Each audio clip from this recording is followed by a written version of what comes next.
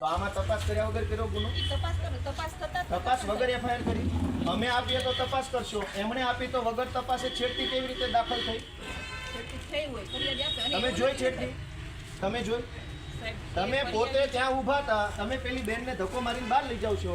એ તો સાહેબ એ તો પછી હું આવી હતી, એ પહેલા તો બનાવ બન્યો. તમે છેડતી જોઈ? ત્યાં છેડતી કરવા ગયા હતા લોકો? બનાવ બની હું શું કહું, આ છેડતી કરવા ગયા હતા ત્યાં? એ છેડતી કેન્દ્ર છે? એ કોલેજ છે તો ત્યાં છેડતી કરવા ગયા? કોલેજ છે? કોલેજ છે? આ કોલેજિયન છે? તો ટેકાના ભાવની ખરીદી કરનારા લોકો ખેડૂત પાસેથી પૈસા માગે છે, એના માટે કોઈ એમને જાણ કરી, એની માટે શું સાહેબ એમને કીધું કે તમે તો આનું શું છે?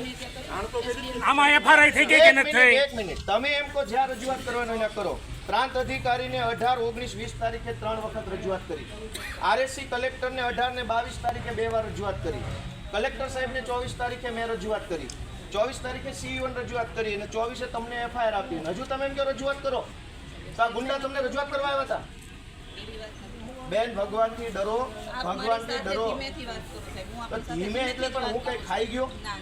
તમે અમની ઉપર ખોટા આરોપ મૂકો. વ્યક્તિ મારી હારે એવી રીતના વાત કરે, આપ મારી સાથે વાત કરો છો, હું શાંતિથી વાત કરું છું. બેન, તમે છેડતીનો આરોપ કેવી રીતે લગાવ્યો ના ઉપર? આપે ભાઈ મારી સાથે શાંતિથી વાત કરો, તો મને બેન કહો છો. હાલો, પગે લાગુ. લ્યો, એવી કોઈ વાત લ્યો. નથી. છેડતીનો આરોપ કેવી રીતે કર્યો? એવી વાત નથી. કેવી રીતે છેડતી કરી એમણે? એવી રીતના ઇન્સર્ટ નહીં, કેવી રીતે છેડતી કરી એમણે? છેડતી કેવી રીતે કરી?